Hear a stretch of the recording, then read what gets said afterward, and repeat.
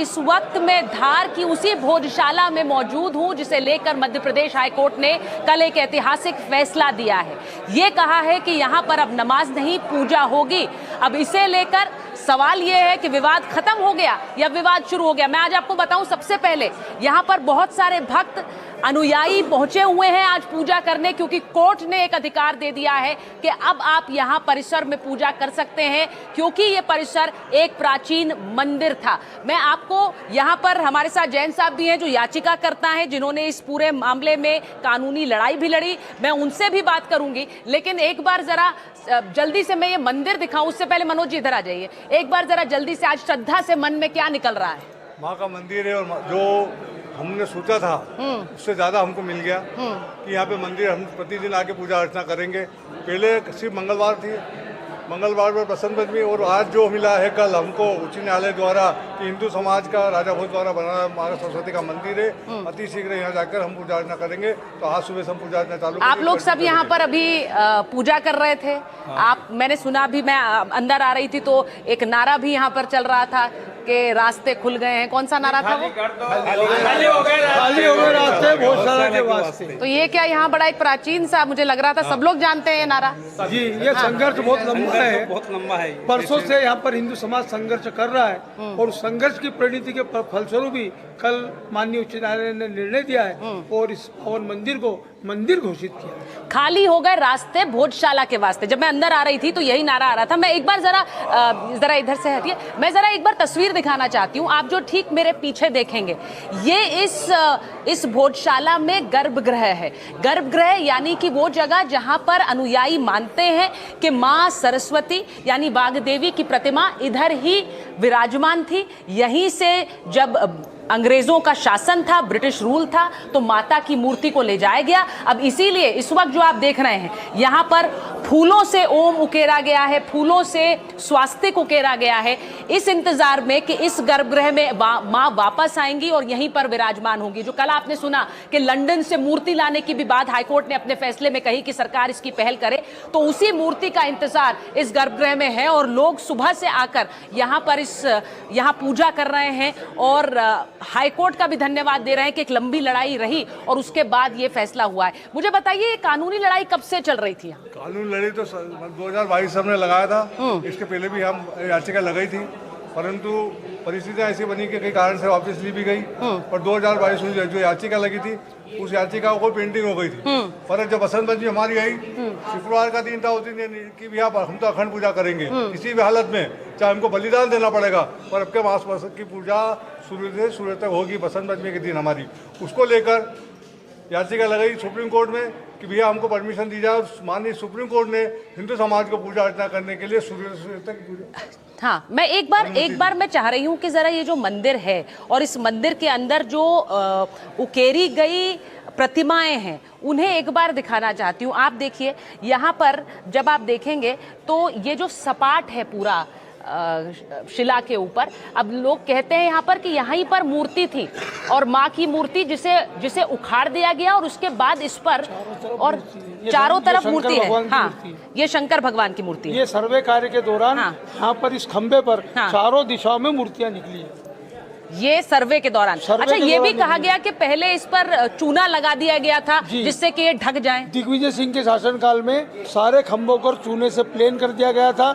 जब बाद में भाजपा की सरकार आई उस समय इनकी सफाई हुई। आप आज भी यहाँ पर चूना देख सकते हैं, ये सब पूरे खंभों को चूने से प्लेन कर दिया गया था। अच्छा, ये जो सफेद रंग लगा हुआ है, ये जितनी भी आकृतियां है सबको इनको ढकने के लिए किया गया। और ये भी कहा गया कि कई आकृतियां तोड़ भी दी गई। ये आप ऊपर खंभे देख रहे हैं, खंभे दिखा दीजिए मनोज जी। इन सबको प्लेन कर दिया गया दिग्विजय सिंह के शासनकाल में। जबकि आप देखेंगे वहाँ पर एक खंभा टूटा हुआ है, आइए उस पे आकृति है, देखिए आप। हाँ, ये सारे खंभों को मशीन से प्लेन करके आए। हाँ, एक मिनट वो देखिए। हाँ, उस खंभे पर आपको। अच्छा, मैं एक मिनट जो सर यहाँ दिखा रहे हैं, जरा मनोज जी दिखाइए। एक जो ऊपर आप दीवार देख रहे हैं वो सपाट है, लेकिन उसके पीछे वाली जब दीवार देखेंगे तो उस पर आकृतियां उकेरी गई हैं। तो ये यहाँ बता रहे हैं कि कैसे यहाँ ज्यादातर दीवारों को सपाट कर दिया गया, लेकिन कुछ जो बचल गई। हाँ, रिपेयर के नाम से बदला गया इनको। अच्छा, रिपेयर कहा गया, रिपेयर है और फिर बदल गया। 84 खंबे थे, रिपेयर के नाम से बदले गए। और ये हिंदू समाज जागृत था इसलिए इसको रोका गया। हम तो बचपन से आ रहे हैं, हमने उनको इसी अवस्था में देखा है जैसा वो सारे खंबा खंबे। दिख रहा है।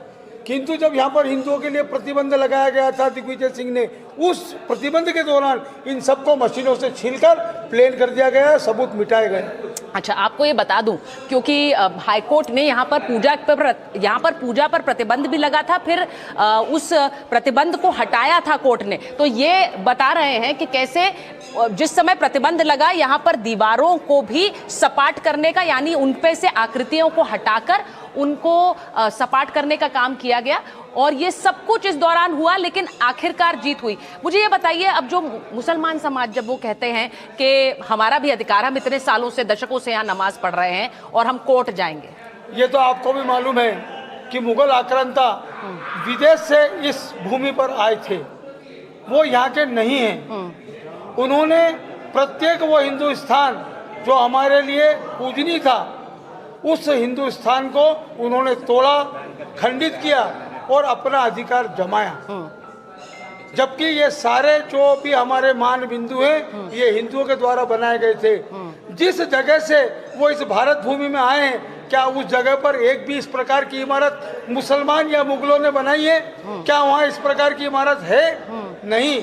ये हमारे जो शूरवीर राजा महाराजा थे, उन लोगों ने पवित्र स्थल बनाए थे। ठीक है, मैं आप ही लोगों से पूछती हूँ, क्योंकि एक सवाल फिर ये बनता है, बहुत से लोग कहते हैं कि फिर ऐसे तो बहुत से मस्जिद हैं जहाँ पर मंदिर के ऊपर बने, तो क्या अब उन सबके ऊपर ऐसी कार्रवाई होगी? फिर ऐसे तो बहुत वैमनस्य फैलेगा। होगा ना, ज्ञानवापी का भी चल रहा है, मथुरा काशी का भी चल रहा है। हमारे देश में जहाँ जहाँ आक्रांतों ने आक्रमण किया है, हम सब छीन के लेंगे, उनसे लड़के लेंगे, कानून से लेंगे। नहीं तो ये तो धमकी सी लगती है ना, फिर ऐसा लगेगा देश में कोई तनाव तो नहीं फैलेगा। कानून का पालन करेंगे और कानून जो करेगा, निर्णय करेगा, उस कानून का पालन करेंगे। और रीट जैसे यहाँ भोजशाला में लगाई है, ऐसे जितने भी यहाँ पर मंदिर है, जितनी भी मस्जिदों के अंदर हमारे मंदिरों की मूर्तियां हैं, वो हम वापस लेंगे, कोर्ट द्वारा लेंगे। कोर्ट द्वारा लेंगे, वो कह रहे कानूनी लड़ाई के साथ लेंगे। लड़े देखो क्या है था कि जब हिंदू समाज, जब उन्हें आक्रांताओं ने युद्ध करा, लड़ी, उस समय हिंदू समाज बिखरा हुआ था, पर आज हिंदू समाज संगठित है। उस संगठन के कारण ही आज हमको जगह मिली है। और जो चीज़ें हैं कि अगर किसी, जैसा आपने क्या कि वो नमाज पढ़ते थे यहाँ पे, तो नमाज पढ़ने नहीं आते थे, सिर्फ हक जमाने आते थे। धार में 24 मस्जिदें हैं, क्या किसी में हनुमान चालीसा करने देंगे या हवन पूजा करने देंगे? नहीं करने देंगे, क्योंकि उनकी मस्जिद है। और यहाँ हम हवन पूजा अखंड करते थे। हम कभी भी हमको आके उन्होंने ताकत दी कि रोक ले हिंदू समाज को। यहाँ हमारी पूजा भी होती है, अखंड पूजा होती है। और पसंद यहाँ माहौल बनता है, क्योंकि दिवाली से ज़्यादा महत्वपूर्ण रहता है कि धार का हर नागरिक यहाँ माँ का मंदिर मान के आता है, इसलिए कि ये मंदिर है। उन्होंने कभी भी हिंदू समाज को यहाँ आके नहीं रोका कि आप नमाज की जगह आरती पूजा मत करो, क्योंकि आरती पूजा कर रहे हैं, उनको मालूम है कि मंदिर है। अच्छा, मुझे एक बात बताइए, जो नमाज होती थी वो कौन से इलाके में होती थी, किस हिस्से में होती थी? बाहर होती थी, और यहाँ आप लोग पूजा करते थे। आप तो दीदी देखिए, लोगों ने कभी आकर अगर मस्जिद के ऊपर कभी कलश और वो नहीं दिखेगा, देख लीजिए आप, वो मस्जिद के ऊपर कलश है, यानी वो भी हमारा भोजशाला का स्थान है। अच्छा, वो सामने देख लीजिए, हनुमान जी का मंदिर है वो। अच्छा, मंदिर के ऊपर ही कलश रहता है। अच्छा, मस्जिद के ऊपर कोई कलश नहीं रहता है। ठीक है, तो आप वो वहाँ पर भी देखिए, वो कलश है। अच्छा, वहाँ हनुमान जी का मंदिर है, वहाँ हनुमान जी की मूर्ति स्थापित है अंदर। अच्छा, ये भी बता दीजिए कि जो पीछे है, ये बीच में कुंड जो है, ये हवन कुंड है। और उसके पीछे ये दरगाह है, दरगाह बना के रखी है, अवैध कर से कब्जा कर रखा है। अच्छा, इसके पास में यहाँ पर एक अकल कुइया है। यहाँ पर अकल कुइया, जिस मंद बुद्धि बच्चों को, सरस्वती माता की जो मंद बुद्धि के बच्चे जो रहते हैं, उनको उसका पानी पिलाया जाता है, तो उसकी बुद्धि जल्दी से जल्दी आती है।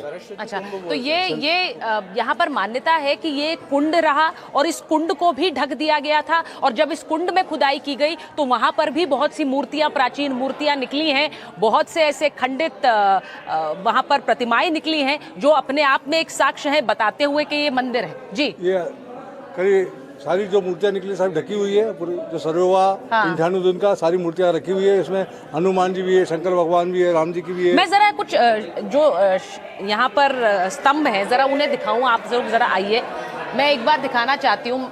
मनोज जी, अगर आप आ पाए, मैं एक बार दिखाती हूँ, आप जरा हटेंगे सामने से। ये जो आप क्रम में देख रहे हैं, जो स्तंभ हैं, आप देखिए कि कुछ के ऊपर आपको प्रतिमाएं दिखेंगी, नक्काशी दिखेगी, कुछ सपाट दिखेंगे। अब ये देखिए, ये सपाट है, ये पूरी तरह से सपाट है। यहाँ पर आप जो प्रतिमाएं हैं वो नहीं दिखेंगी, लेकिन आपको मैं दूसरा दिखाती हूँ। हाँ, मैं वही बता रही हूँ, ये भी सपाट है, इस पर भी कुछ नहीं दिखेगा आपको। लेकिन अब अगले स्तंभ को देखिए, यहाँ पर पूरी नक्काशी की गई है। तो जो लोग बता रहे हैं वो ये कि इन पर जो नक्काशी की गई थी इसे बकायदा तोड़ा गया और तोड़ने के बाद इन्हें खंडित करने के बाद इस पर चूने का काम किया गया जिससे ये छुप सके, ढक सके, ना पता चले। इसीलिए ये खंडित है, कुछ स्तंभ खंडित है, कुछ नहीं है। हाँ? आप उधर हाँ। आइए, मैं आपको प्रतिमा दिखाता हूँ। अलग दिख रही थी। जिस अच्छा। प्रतिमा को हम लोगों ने देखा था हाँ। और हमारे देखने के बाद खंडित हुई, आप देखिए ये इस पे आपको पूरी प्रतिमा दिखी। अच्छा, ये पूर्ण गणेश जी की प्रतिमा थी। हाँ। जिसको धार के हिंदू समाज ने वर्षों पहले देखा था। हाँ। जब इस भोजशाला में हिंदुओं पर प्रतिबंध हुआ, उस प्रतिबंध के दौरान इसको खंडित की गई है। आज भी आप आकृति के रूप में देख सकते हैं। अच्छा, इसके ऊपर ये जो शीशा लगाया गया है, ये पुरातत्व विभाग ने संरक्षित किया है। हाँ, तो इसको संरक्षित करके रखने के लिए इस पर ये पूरा जो आप देख रहे हैं कांच लगाया गया है। और ऐसे, और क्योंकि ये इसको तोड़ा गया था, इन्होंने बताया कि गणेश जी की ये मूर्ति थी और गणेश जी की मूर्ति को खंडित किया गया। तो यहाँ पर एएसआई ने जो फाइंडिंग्स अपनी रिपोर्ट में दी हैं, उनमें जो मेंशन्ड हैं रिपोर्ट्स में, यानी कि जिनके बारे में लिखा गया है, उनको इस तरह से शीशे से प्रोटेक्ट किया गया। आप ये देख लीजिए, ये भी शीशे से प्रोटेक्टेड है, यानी कि एएसआई ने यहाँ पर जो अपना काम किया इसको रिपोर्ट में बकायदा दर्ज कराया। ये क्या है ये भी बताइए। ये हाँ। यहाँ पर शिव पार्वती की प्रतिमा है। हाँ, इसको पुरातत्व विभाग ने पूरा कवर्ड करके संरक्षित किया है। शिव पार्वती। अब एक स्तंभ मुझे ये भी बताया गया कि यहाँ पर राम दरबार है, इधर है। राम परिवार है, जो कि ऊपर स्तंभ नजर आता है। तो वो जरा राम दरबार भी हम देखेंगे। आइए, ये राम दरबार है। राम लक्ष्मण ये राम दरबार है। अब ये जो आप देखेंगे ये राम दरबार है। हाँ, राम लक्ष्मण जानकी की प्रतिमा है। और यहीं पर उन्हीं के समक्ष यहाँ पर हनुमान जी की प्रतिमा यहाँ पर दबी हुई है। सर्वे कार्य के दौरान जो मशीनों से सर्वे किया गया, उसके अंदर ये पाया गया है कि यहाँ पर प्रतिमा है। अच्छा, ये पाया गया है। हाँ, और ये जो स्थान है आप देख रहे हैं, इस स्थान पर हाँ। प्रतिमा विराजित थी। और ये उन हनुमान जी के ऊपर जो सरस्वती के पुत्र कहे जाते हैं, उनके सिर पर एक गुंबज है। ये करता है कि यहाँ हनुमान जी की प्रतिमा विराजित थी। अब मैं सिर्फ ये पूछना चाह रही हूँ, जैसा आपने कहा कि यहाँ पर बहुत से ऐसे प्रमाण हैं जो अभी भी दबे हुए हैं, जो आपको लगता है। आप लोग कब से आ रहे हैं इस मंदिर में? मैं तो शायद जहाँ तक समझता हूँ कि लगभग 5-7 वर्ष की उम्र से पिताजी के साथ आता था। फिर शिशु मंदिर में पढ़ा। तो कितने साल हो गए? 46 साल से तो मैं समिति का ही काम कर रहा हूँ। तो 46 साल से आपने इस मंदिर को कितना बदलते हुए देखा है, मुझे ये बताइए। पहले यहाँ पर आप लोग आते थे, पूजा करते थे, फिर पूजा पर रोक लग गई। पूजा पे रोक लगी। हाँ।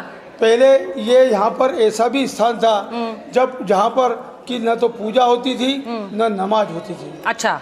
किंतु दीवान नाटकर ने 1935 में जो आदेश दिया था 1 दिन की नमाज का, हाँ। उस 1 दिन की नमाज को परंपरा बनाया। फिर हमारे हिंदू समाज ने संघर्ष किया। 1952 में संघर्ष करने की परिणति ये हुई कि यहाँ पर नमाज हमेशा के लिए बंद हुई। और महाराजा से जब इन मुसलमानों ने विनती की तो धारनगर में बख्तावर मार्ग पे उनको एक रहमत मस्जिद बना के दी। रहमत की मस्जिद, राजा की रहमत। और उस मस्जिद में ये जुम्मे की नमाज अदा करते थे। यहाँ पर कोई जुम्मे की नमाज अदा नहीं होती है। यहाँ पर आने वाला प्रत्येक मुसलमान या तो शुक्रवार के दिन घर पर नमाज पढ़ के आता है या यहाँ से जाने के बाद पढ़ता है, क्योंकि विवादित स्थल पर की गई नमाज कबूल नहीं होती। शहर काजी तो कह रहे हैं कि हर जुम्मे की नमाज यहाँ होती है और ये हमारा अधिकार है। इनके धर्म में लिखा है कि जहाँ अगरबत्ती हवन पूजा होती है वहाँ नमाज अल्लाह ताला को कबूल नहीं होती है। इसलिए यहाँ पे उनकी नमाज तो होती नहीं थी। हर जमाने आते थे कि हमारा क्यों हिंदू के स्वाभिमान को ठोस पहुँचाने। उसी कारण हिंदू समाज जागा है कि हमारे मंदिर में आप पूजा नमाज नहीं करोगे, नमाज नहीं पढ़ोगे, हमारी मंदिर है हम पूजा करेंगे। तो इसी के कारण हाईकोर्ट गए और हाईकोर्ट से जो आदेश आया कि माँ का मंदिर है, उसी कारण सर्वे हुआ। सर्वे के बाद आदमी, पर अभी तो मामला वो कह रहे हैं सुप्रीम कोर्ट लेकर जाएंगे। अभी वो कह रहे हैं कि अंत नहीं है। हाँ, अधिकार है। अभी धार में इतनी मस्जिद है, कभी महिलाएं मस्जिद में प्रवेश नहीं करती। तो यहाँ तो हम हर मंगलवार को हनुमान चालीसा का पाठ करते, दीपक महिलाएं लगाते, आती हैं, अगरबत्ती लगाते, मातृशक्ति आती है हाँ। हमारी हनुमान चालीसा का पाठ करती है। सारे तीज त्योहार यहाँ पर मनाए जाते हैं। और तो यहाँ तो नमाज कबूल ही नहीं होती है ना। इसलिए मस्जिद में पढ़ के आते, भाई साहब ने बताया नमाज। अच्छा, तो ये अभी देखिए मैं आपको एक और बात बता दूं कि ये जो पूरा प्रांगण है यहाँ पर इनका कहना है कि पूजा ही होती है, यहाँ पर नमाज के लिए आते भी नहीं थे, लेकिन नमाज के लिए एक पिछला हिस्सा है, लेकिन इनका कहना है कि वो हिस्सा भी मंदिर का ही है। तो अभी जो इजाजत मिली है, मैं एक बात समझना चाह रही हूँ, अभी जो इजाजत मिली है मंदिर की, वो इस पूरे इलाके में मंदिर की पूजा होगी, लेकिन वो जो मस्जिद वहाँ पीछे बनी हुई है उसका क्या होगा? वो मस्जिद नहीं है, तो बनाई गई है, वो तो मस्जिद नहीं वो है। भी वास्तव में देखा जाए तो मस्जिद नहीं है। हाँ। वो ऐसा ये कहते हैं कि कमाल मौलाना का आस्थाना है, हाँ। जबकि हमारे हिसाब से वो भी शिव जी और हनुमान जी का मंदिर है। जब सर्वे कार्य हुआ तो वहाँ पर सरस्वती कूप है, जो सरस्वती कूप एक बहुत बड़ी बावली के रूप में उसमें भी प्रतिमाएं हैं। मुझे बस एक बात बताइए कि अभी जो फैसला आया है वो इस प्रांगण को लेकर है या फिर उस इलाके को भी लेकर है? अभी देखो ये इसी प्रांगण को लेकर। अब ये एएसआई को समझना होगा। हाँ। ये एएसआई का 300 मीटर का जो क्षेत्र है, हाँ। वो संरक्षित क्षेत्र है। हाँ। अब वो माननीय उच्च न्यायालय ने जो एएसआई के लिए निर्देश निर्णय में दिए होंगे उसको वो समझेंगे और उसका पालन करेंगे। ठीक है, क्योंकि देखिए जब जैसे ही आप अंदर दाखिल होते हैं, कल तो मैं आपको टेलीविजन के माध्यम से, स्टूडियो के माध्यम से समझा रही थी, लेकिन आज जब प्रत्यक्ष यहाँ पहुंची हूँ तो ये देख पा रही हूँ कि जैसे आप अंदर घुसेंगे आपको दिख जाएंगे कि जो अवशेष है या फिर जो नक्काशी है या फिर जो प्रतिमाएं उकेरी गई हैं वो किस तरह से देवी माँ की हैं, भगवान भोले शंकर की हैं। लेकिन सबसे बड़ा सवाल यही है कि ऐसे भारत में न जाने कितने मंदिर हैं जिनके ऊपर शायद मस्जिदें हैं। क्या अब ये एक नया अध्याय शुरू होगा? सवाल ये भी पूछा जा रहा है, क्योंकि कल विष्णु शंकर जैन से भी जब बात कर रहे थे तो ये सवाल पूछा गया कि क्या अब बाकी मंदिरों यानी काशी, मथुरा के लेकर भी क्या अब इसी तरह से मुहिम चलाई जाएगी? ये देखिए, हाँ बताइए। हाँ। ये शंख है, ये मंदिर का प्रमाणित होने के लिए कोई साक्ष्य के ऊपर ही साक्ष्य सारे। अच्छा। खुदाई की जरूरत, ये शंख। अच्छा। ये दो शंख, एक को खंडित कर दिया गया, तोड़ दिया गया एक। अच्छा, और ये एक शंख है, ये शंख दिखा रहे हैं। अच्छा, परमार वंश का चिन्ह है जो महाकाल में भी दिखेगा आपको। अच्छा, जो महाकाल में दिखता है ये चिन्ह, परमार वंश का चिन्ह है। ऐसा ही चिन्ह इसकी बात कर रहे हैं। ऐसा ही गर्भगृह में, महाकाल का चिन्ह भी नजर आ ऐसा रहा ही है। यहाँ के गर्भगृह में है। महाकाल मंदिर के गर्भगृह में भी यही परमार वंश का चिन्ह बना हुआ है। तो जिन जिन चीज़ों का उल्लेख एएसआई ने अपनी रिपोर्ट में किया है, वो यहाँ के जो लोग हैं और जो याचिकाकर्ता हैं वो हमें प्रत्यक्ष मंदिर में, यहाँ भोजशाला में पहुँचने के बाद दिखा भी रहे हैं और बता भी रहे हैं। बहुत आराम से बोल रहा है कोई, आराम से जी। ये जोहर हुआ था। ये इस भोजशाला में मुगलों के समय में जोहर हुआ था। जोहर का मतलब है कि जब हमारी मातृशक्ति को ऐसा लगता है कि उनका अब बचना संभव नहीं है और आक्रांता हमको बलात् कब्जा करेंगे, उस समय वो जोहर करती थी। ये ऐसे चिन्ह आपको चित्तौड़ के किले में भी जोहर के मिल जाएंगे। ये सब खून के छापे हैं। अभी जब सर्वे कार्य हुआ तो अच्छा, ये हाथ के निशान है, जरा गौर से दिखाइए मनोज जी। ये हाथ के निशान है, हाथ का जो छाप है, और ये कहना है इनका कि ये जब महिलाओं ने यहाँ जौहर किया तो उस समय के ये निशान है। और क्या इसका भी जिक्र है? हाँ, सर्वे कार्य के दौरान जब केमिकल से इन दीवारों की सफाई की गई तब ये उभर कर आए हैं। इसके पहले हमने भी नहीं देखे थे। अच्छा, इससे पहले क्या था? इस पर चूना लगा हुआ था? इसके ऊपर चूना था, गंदगी थी, वो सब केमिकल से सफाई की है। अच्छा, ये बताइए, ये शुरुआत कहते हैं कि उमा भारती जी के समय में ये शुरुआत हुई। उमा भारती जब मुख्यमंत्री थी तो उन्होंने यहाँ पर इसको, ऋतुम्बरा जी और उमा भारती जी ने हिंदुओं से आह्वान किया। जो सत्याग्रह चल रहा है, वो सत्याग्रह जो है वो भी ऋतुम्बरा दीदी ने जब आह्वान किया, उसके बाद से सत्याग्रह चालू हुआ।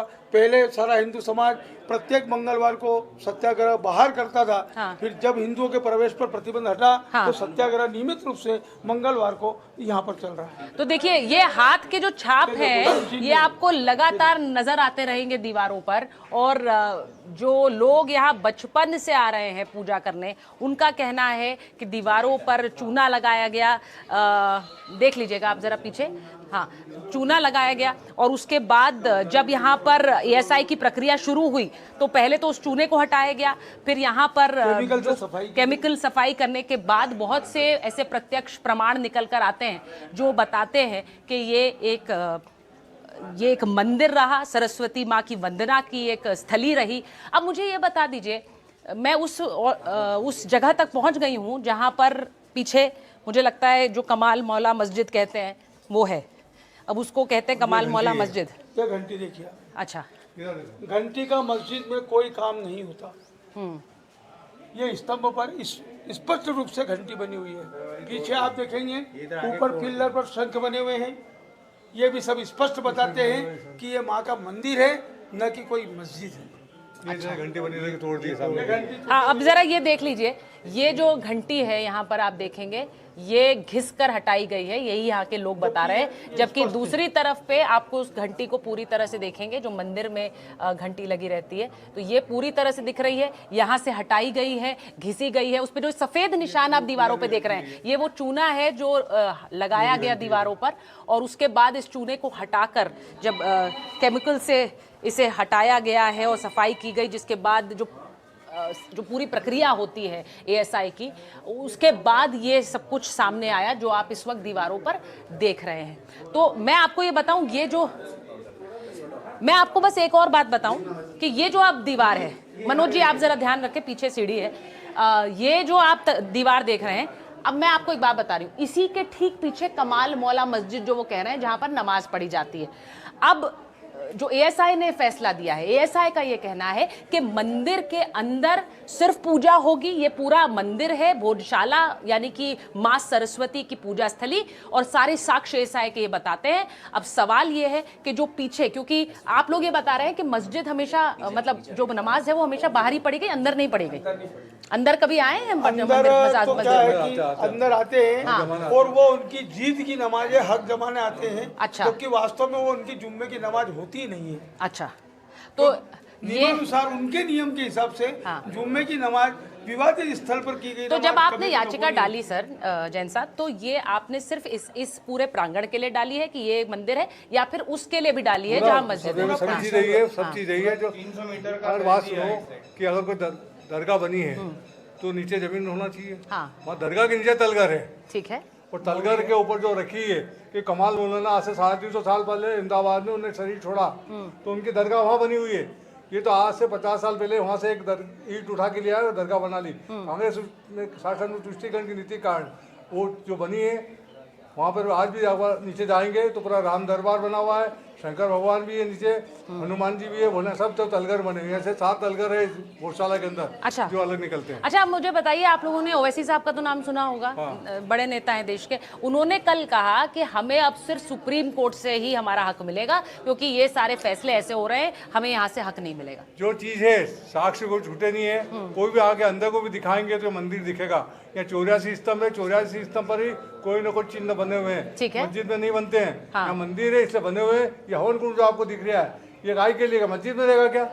अच्छा, आप क्योंकि जैन साहब आप क्योंकि याचिका करता भी रहे हैं, मुझे आप तो जानते होंगे, बाकी लोग भी बताएं कि जो एक प्लेसेस ऑफ वर्शिप एक्ट जिसकी बात बार बार कही जाती है कि भाई जिस तरह से 1947 जब देश आजाद हुआ, जो यथास्थिति जैसी थी वैसी ही बनी रहे, यानी जहां मंदिर है मंदिर रहे, जहां मस्जिद है मस्जिद रहे। 47 में ये मस्जिद थी नहीं ना, हाँ, और आज भी नहीं है। ठीक है, 47 के जो स्टेज यहाँ पे मंदिर ये था, ये बसंत पंचमी मनाने हमारा हिंदू समाज आता था, माँ की पूजा अर्चना करता था। ये तो सन 1980 के बाद में नमाज पढ़ने लगे। अच्छा, पहले कोई नमाज ही नहीं। अच्छा, अब मैं जरा आप लोगों से भी पूछ लेती हूँ, आप लोग सब यहाँ पर हैं, कब से हैं आप? इंदौर के ही वासी हैं? हम धार से धार से। कब से यहाँ पर आ रहे हैं आप? हम बचपन से आ रहे हैं मैम। बचपन से आ रहे हैं? नहीं, मुझे जरा बताइए ना, बचपन कितना पुराना हो गया, कितने साल हो गए? साक्ष्य देखे नहीं साहब, जी जी जी, ये सरस्वती का मंदिर था और पाठशाला संस्कृत की थी। देश के प्रकांड विद्वान यहाँ से तैयार किए जाते थे और देश में विभिन्न स्थानों पे जाके अपने राज्य में अपना कार्य करते थे। तो यहाँ 5000 अतिथि शिक्षकों का संस्कृत का विद्यालय था और 1500 आचार्य थे। अच्छा, ये कहा जाता है राजा भोज जो है वो सरस्वती माँ के अनुयायी थे, तो उन्होंने ही उनके लिए यहाँ पर ये सरस्वती कूप का जो इसीलिए उन्होंने किया, यहाँ पर ये भोजशाला बनी। भोजशाला वहाँ थी। इस पूरे भोजशाला प्रांगण दिखाइए जरा, जल होता था तो ढाल इस तरफ है। अब यहाँ पर एक मुख है और पीछे गोमुख से सरस्वती कूप में पानी जाता है, इसके पीछे गोमुख है। अच्छा, और वहाँ से कूप में जाता है और वहाँ से जो गंगा जल वगैरह से स्नान होता था, तो कहते मंद बुद्धि वाले छात्रों को बुद्धि आती थी, इसीलिए उसका नाम सरस्वती कूप है। अच्छा, तो माँ सरस्वती के चरण स्पर्श करते हुए जो पानी निकलता था, उससे बुद्धि प्रबल हो, ये आशीर्वाद एक तरह से था। सरस्वती कूप में उनके जल अभिषेक, गंगा जल, जो भी अभिषेक था जी जी, वो पीछे गोमुख है। हाँ गोमुख तो कोई मस्जिद अच्छा, मैं जरा मुझे जरा बताइए कहाँ आप कह रहे हैं। आइए जरा इधर आइए, इधर जरा दिखाते हैं। हाँ, अब ये जो है इसके बारे में क्या बता रहे हैं आप? इसके पीछे माँ गर्भगृह में विराजित थी। ठीक है, मैं बता दूं कि गर्भगृह जो है वो बिल्कुल ठीक सामने है। ठीक सामने गर्भगृह है। इसके सामने से हट जाइए, इधर दिखाता हूँ। ठीक सामने गर्भगृह है और गर्भगृह के बिल्कुल सामने ये है। ये क्या है? जब गर्भगृह में हाँ। माँ का प्रतिदिन स्नान होता था, हाँ। तो वो पूरा स्नान का जो जल था वो जल यहाँ से होता हुआ इसके पीछे स्थित गोमुख है, हाँ। उस गोमुख से होता हुआ सरस्वती कूप में जाता था। अच्छा, और वो सरस्वती कूप का जो जल था वो देश के जितने भी कुछ मंद बुद्धि छात्र थे उनको यहाँ पर शिक्षा दी जाती थी और उनको प्रकांड विद्वान बनाया जाता था। सरस्वती कूप के जल का ही इतना प्रताप था अच्छा। कि जो मंद बुद्धि होता था वो भी तो प्रखर बुद्धि वाला हो ये जाता था। देखिए, ये एक ढलान सी है। जैन साहब, अगर आप सामने से थोड़ा हटेंगे, ये एक ढलान सी है। मंदिर से वो कह रहे हैं पानी निकलकर जल जो है ढलान के जरिए यहाँ जाता था और यहाँ पर इधर इकट्ठा होकर फिर उस जल का इस्तेमाल इस मंदिर में होता था। अब उनका ये कहना है कि मंदिर, ये एक मंदिर में ही हो सकता है और कहाँ होगा जी? सरस्वती माता ने खुद स्वप्न में आके राजा भोज जी को ये बोला था कि मैं सरस्वती नदी जो है मैं यहाँ पे प्रकट होंगी, आप यहाँ पे एक कूप का निर्माण कीजिए। तो वहाँ पर कूप का निर्माण किया गया और वहाँ पे वो पानी निकला जो इतना मीठा और दुर्लभ पानी। आप भी आज ये 10 रुपए में बेचते हैं उसको भर के मुस्लिम लोग। ये तो मोहम्मद का आप पानी है। हाँ, आप उसको पियेंगे तो वो पानी अलग ही लगेगा, बिल्कुल पीते ही इतना मीठा पानी कि हमने कभी नहीं पिया। अच्छा, मुझे एक बात बताइए कि जो ये पहली नमाज यहाँ पर कब हुई होगी? जब हम कह रहे हैं, आपने तो पूरा प्राचीन यहाँ पर, कब हुई पहली नमाज? राजा धार महाराज बीमार हो गए थे तो इन्होंने महाराज से कहा हम आपकी दुआ करेंगे, हमारे पास नमाज पढ़ने की जगह नहीं है। तो 1935 में नाडकर दीवान ने एक दिन के लिए नमाज पढ़ने की जगह दी थी, पर हिंदू समाज ने उसने माना नहीं कि इनको नमाज नहीं पढ़ने देंगे। तो धार का हिंदू समाज, जो यहाँ पे हिंदू महासभा के लोगों थे, व्यक्ति थे हमारे, उन्होंने चटाई पे से उनको नमाज पढ़ते हुए उठा के बाहर कर दिया। तो उसके बाद नमाज पढ़ने नहीं आए। अच्छा, तो मैं एक बार ज़रा आपको कुछ और भी चिन्ह दिखाना चाहती हूँ। ज़रा आइए। मैंने जैसा कहा कि एएसआई ने यहाँ पर बहुत से ऐसे स्तंभ हैं, आकृतियाँ हैं जिन्हें संरक्षित किया और उसके लिए ये शीशे का इस्तेमाल किया गया है। आप अभी भी इस पर एक परत देख सकते हैं, वो दिखाती है कि ये कितनी पुरातन है। लेकिन सबसे ऊपर ज़रा देखिए, ओम नमः शिवाय। ये देखिए, ओम नमः शिवाय पहली पंक्ति में ही, जो आप पहली तस्वीर देखेंगे, ओम नमः शिवाय लिखा है। अब भक्तों का तो यही कहना है कि ओम नमः शिवाय यहाँ क्यों, और इसीलिए इस पर ये खड़ी पे ही आज गणेश जी बने हुए हैं। लगाया गया है। अच्छा, ये गणेश जी हैं, ये भी दिखाइए, ये दिखाइए। ये जो पूरा है, ये कह रहे हैं कि देखिए बीच में ये गणेश जी बनाए गए हैं। गणेश जी की सूंड है, गणेश जी की आंखें हैं, ये गणेश जी बनाए गए हैं और ऐसे कई बीच बीच में आपको नजर आएंगे। और ये जो पूरी एक आप तस्वीर देख रहे हैं, ये देखिए यहाँ पर भी इनका कहना है ये गणेश जी बीच बीच में उकेरे गए हैं। एक और देखिए, ओम गणेशाय, ओम गणेशाय। अब मैं जरा दूसरे में भी आपको दिखाती हूँ, इसमें भी ओम सरस्वती नमः। यह लिखा हुआ ओम सरस्वती नमः। अब मैं जरा, हाँ ये बताइए, ये ओम सरस्वती पहली पंक्ति पे दिखाइए मनोज जी। ओम सरस्वती नमः से ये चालू हो रहा है। हाँ, ये शिलालेख है। ओम सरस्वती नमः। शिलालेख यहाँ पर थे। हाँ, आपने गर्भगृह में भी देखा होगा, कुछ काले पत्थर जमीन में लगे हुए, हाँ। वो इन शिलालेखों के ही अंश हैं जिनको हिंदुओं को अपमानित करने के लिए पैरों के नीचे लगा दिया गया है। अच्छा, और ये स्वर्ण अक्षर से लिखे हुए थे। यदि वहाँ पर आप लेजर लाइट डालेंगे हाँ। तो आपको सोना चमकता हुआ उसके अंदर दिखेगा। आज भी वो वहाँ पर जो शिलालेख लगे हुए उनको प्लेन किया गया, किंतु कहीं कहीं लाइनें छूट गई है और वो उसमें दृष्टिगोचर होती है। ऐसे ही आप चमकता है, यहाँ स्वर्ण चमकता है। आज भी चमकता है। ये इस स्थान के ऊपर ये माँ क्या? वाग देवी की प्रतिमा बनी हुई थी। अच्छा। जिसको कि प्लेन कर दिया गया। देखो आप, हाँ। पूरा आकार आपको दिखेगा। देखिए, अब ये बता रहे हैं माँ वाग देवी की जो प्रतिमा है, मनोज जी ये दिखाइए, ये जिसे खंडित किया गया है। प्रतिकृति बनी हुई हाँ, यहाँ पर पूरी प्रतिमा बनी हुई थी। आप देखिए माँ का ध्यान से स्वरूप, देखेंगे माँ तो का पूरी स्वरूप प्रतिमा दिखेगी देखिए, और ये पूरी प्रतिमा आपको तोड़ने के बाद भी इसमें नजर आएगी। और वो कह रहे हैं कि इसको जगह जगह से ऐसे ही उखाड़ा गया, तोड़ा गया, लेकिन ये इस तरह से बनी थी कि अभी तक मतलब उसके निशान बाकी हैं और इसे पूरी तरह से पूर्णतः तोड़ा भी नहीं जा सका। अब आप ये देखिए, ये एक और ऐसा ही संरक्षित शिला है जिसे रखा गया है संरक्षित करके, क्योंकि यहाँ पर भी आप देखिए एएसआई ने ये शीशा लगाया। ये सब जो आप देखेंगे इस मंदिर में कई ऐसे हिस्से हैं जो इसी तरह से शीशे के अंदर हैं, ये संरक्षित हैं और ये भी बताते हैं को ये संरक्षित है और ये भी दिखाते हैं कि ये वो साक्ष्य हैं जो एएसआई ने अपनी रिपोर्ट में बकायदा रखे हैं। तो धार से लगातार ये तस्वीरें आपको दिखा रहे हैं। सिर्फ कोशिश ये है कि जिसको लेकर एक बहुत बड़ा फैसला कल हाईकोर्ट ने दिया, वहां जाकर आपको ग्राउंड से ये रिपोर्ट दे सके। Back to studio. एक चीज हो जाए।